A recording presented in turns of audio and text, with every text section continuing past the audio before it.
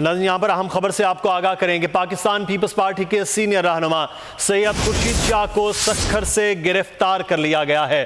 खुर्शीद शाह, जिनके खिलाफ नैब मुसलसल इंक्वायरीज कर रहा था, अब खुर्शीद शाह के हवाले से बताया गया है कि सक्खर से खुर्शीद शाह को गिरफ्तार कर लिया गया है। अहम खबर से आपको आगाह कर रहे हैं।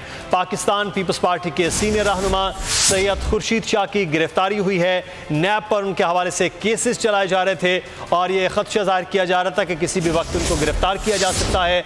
और अब सैयद खुर्शीद शाह की गिरफ्तारी के हवाले से खबर सामने आई है कि सक्खर से उन्हें गिरफ्तार कर लिया गया है। अहम खबर से आपको आगाह कर रहे हैं। पाकिस्तान पीपल्स पार्टी के एक सीनियर लीडर की गिरफ्तारी अमल में आई है। पाकिस्तान पीपल्स पार्टी के सीनियर रहनुमा सैयद खुर्शीद शाह को गिरफ्तार कर लिया गया है।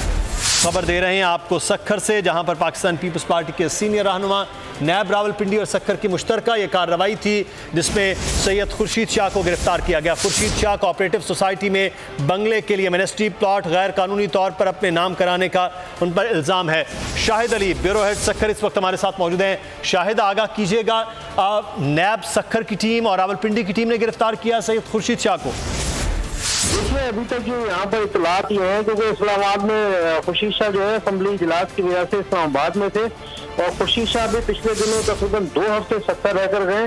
लेकिन जो हमारी इतलात हैं और ये बात बिल्कुल यहाँ भी थी कि नैब की टीम जो है उन्हें सिंध में गिरफ्तार नहीं करना चाहती थी।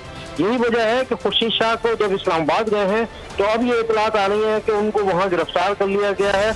खुर्शीद शाह के हवाले से बहुत बड़ी एक इंक्वायरी जो है वो यहाँ पर जारी है। इससे पहले भी जो है ये नई इंक्वायरी जो चल रही है, इससे पहले तो खुर्शीद शाह के खिलाफ नैब के केसेस हुए थे।